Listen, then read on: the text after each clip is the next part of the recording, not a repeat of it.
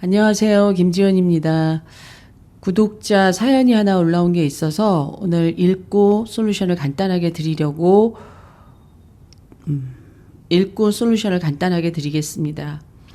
해외 거주, 중3이 되면서 학업 스트레스 때문에 등교 거부한 지 6개월 정도 지났다. 그리고 여름방학 지나고 2학기 중간고사부터 본격적으로 쉬기 시작했다. 작년 12월 기말고사부터 거의 학교에 가지 않고 있다.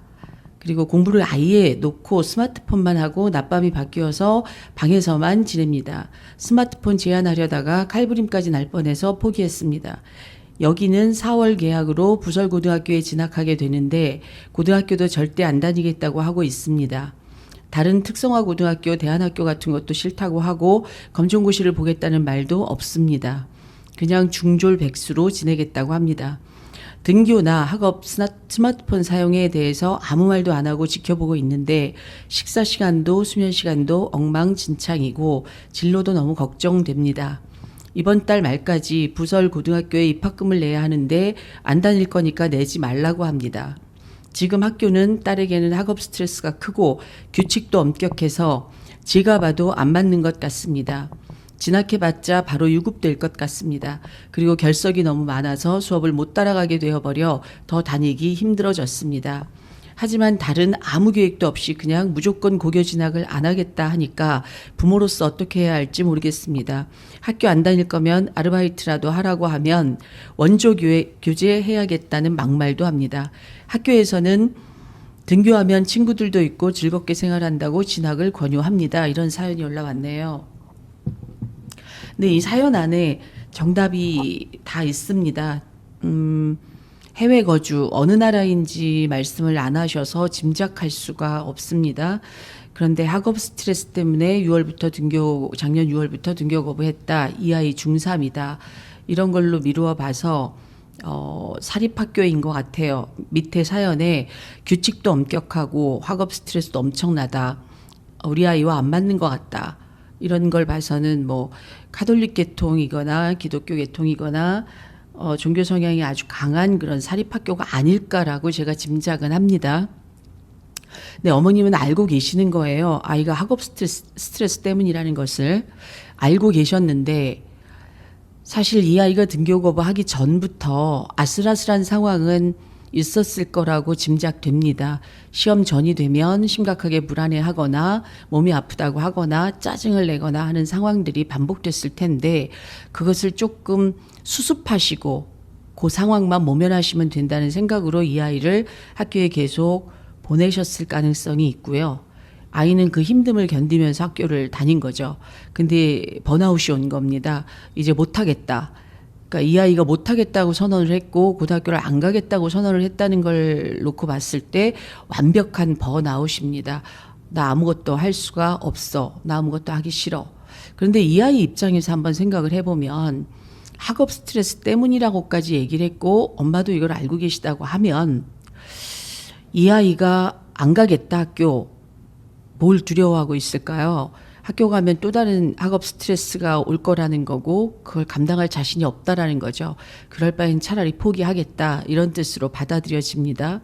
그런데 이 아이가 스마트폰을 쓰면서 낮밤이 바뀐 생활이 지속되니까 어머님이 이걸 제재하려고 시도하셨는데 칼부림까지 갈 뻔했다.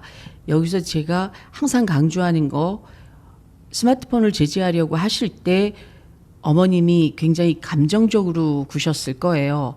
화를 내시거나 절제하신다고 해도 본심을 숨길 수가 없어서 아이를 자극하셨거나 이러셨겠죠. 처벌하려는 의미 혹은 징벌의 의미로 너 안 돼. 지금부터 스마트폰 안 돼. 이런 식으로 얘기를 하셨다면 아이가 칼부림까지 갈 수 있는 상황입니다. 제가 궁금한 게 오늘 이 솔루션을 드리는데 어머님이 이 아이가 이렇게 힘들게 학교를 다니면서 학업 때문에 고통스러워할 때 단 한 번이라도 이 아이에게 공감해 주신 적이 있는지를 좀 여쭤보겠습니다. 이제 이 아이가 얼마나 힘들었는지를 한번 되짚어서 생각해 보십시오. 내가 이 아이에게 진정한 말로 공감을 해준 적이 있었나? 아마 없으실 겁니다. 왜냐하면 공감을 받으면 이렇게까지 끝까지 안 갑니다. 저에게 상담 오시는 어머님이 지속적으로 남편분하고의 갈등으로 힘들어하셨습니다. 그러니까 이혼을 해야 되겠다. 아이들 다 키워놓으면 나 이혼하고 말아야 되겠다. 이런 생각을 하셨다고 해요. 그런데 이런 환경에서 아이들이 잘 클 수 없죠. 그래서 뭐가 문제인지를 좀 생각해 보세요 라고 숙제를 내드렸는데 그 다음 주에 오셔서 이런 말씀을 하셨습니다. 제가 남편을 가장 힘들어하고 남편에게 가장 불만이 있었던 게 뭔가라고 생각해 보니까 밖에서 힘들었었던 일을 집에 가져와서 나 이런 거 너무 힘들어. 오늘 이런 일 있었어 라고 얘기하면 남편은 그런 일 있었구나. 너 너무 힘들었겠다. 당신 오늘 마음고생 심했겠네. 좀 쉬어. 이렇게 얘기해 주었더라면 남편하고 여기까지는 안 왔을 것 같습니다. 근데 항상 남편은 나 힘들어. 오늘 좀 피곤하네. 오늘 이렇게 속 썩였어. 밑에 직원들이 이렇게 얘기하면 남편은 그게 왜 이렇게 심각해? 당신한테는 별일 아닌데. 그냥 쉽게 생각해. 이렇게 얘기 늘 하셨답니다. 그리고 이것을 넘어서서 때로는 충고하고 비난하고 당신이 좀 까다로워서 그런 거야. 이렇게 얘기하셨답니다. 박사님, 나는 한 번도 남편에게 공감받아 본 적이 없더라고요. 그래서 남편에게 당신이 나에게 이렇게 얘기했어. 나는 공감이 필요했을 뿐이야. 당신한테 해결책을 달라는 것도 아니었어. 이렇게 얘기했더니 그제서야 늘 비난하고 늘 평가하던 남편이 입을 다물고 가만히 듣더라. 이런 얘기를 하셨습니다. 근데 그렇게 들어주는 남편을 보면서 마음에 남편에게 가지고 있었던 나쁜 감정들의 50% 정도는 해소되는 걸 느꼈습니다. 이렇게 얘기하셨습니다. 자, 이 아이가 학업 때문에 굉장히 힘들어할 때 엄마는 너 어떤 게 힘드니? 그래, 힘들 수 있겠다. 이 학교가 너하고 좀 안 맞는 것 같기는 해. 지켜야 될 규칙도 너무 많고 우리 딸은 좀 자유분방한 성격인데 견디기가 좀 어렵겠다. 그리고 이 성적을 유지하는 게 너한테는 좀 힘들 것 같아. 엄마가 어떻게 해주면 되겠니? 라든가 여기까지 못하면 힘들어서 어떡해. 오늘 맛있는 거 먹을까? 라든가 오늘 공부 하루 쉬어봐. 이럴 땐 쉬는 것도 약이야. 라든가 이 아이가 좀 힘들어하는 부분들을 좀 만져주셨으면 이렇게 번아웃까지 가서 두 손 들지는 않았을 겁니다. 그런데 이 어머님의 특징이 뒷부분에 보면 이런 내용이 나오죠. 나 중졸백수로 살 거야. 그랬더니 어머님 안에 이런 두려움이 올라온 거죠. 진짜 중졸백수가 되면 어떡하지? 제가 내 등에 빨대 꽂고 살면 어떡하지라는 걱정이 드시니까 바로 아이에게 그러면 아르바이트라도 해봐. 자, 어머니는 답정녀인 거죠. 정답을 찾고 만들어서 아이에게 제시하는 엄마입니다. 아이는 자기 스스로 생각하고 결정할 수 있는 결정권도 없는 거죠. 그랬더니 아이가 그래? 그럼 나 원조교재 할게. 이렇게 나오는 거죠. 그럼 이 아이가 원조교재를 진짜 하겠다는 뜻일까요? 아니죠. 엄마가 아르바이트해서 돈이라도 벌어와. 이러니까 반감에 이런 말을 하는 겁니다. 자, 고등학교 진학 4월입니다. 근데 이 아이 안 하겠다고 그러고 입학금을 낸다고 한들 방법이 없다는 건 이미 사연에서 이야기하셨습니다. 왜 이 학교 이 아이에게 맞지 않는다. 그리고 가봐야 유급할 것 같다. 인생을 좀 길게 보실까요? 1년을 휴식했다라고 그래서 이 아이 인생이 크게 망가지지 않습니다. 사람이 아파할 만큼 아파하고 나면 딛고 일어설 수 있는 힘도 생깁니다. 그러니 그냥 편안한 마음으로 아이와 좀 놀아보시죠. 극단적으로 아주 편안한 마음으로 그래 중졸백수면 나하고 같이 놀자 이런 마음으로 완벽하게 놀아보시죠.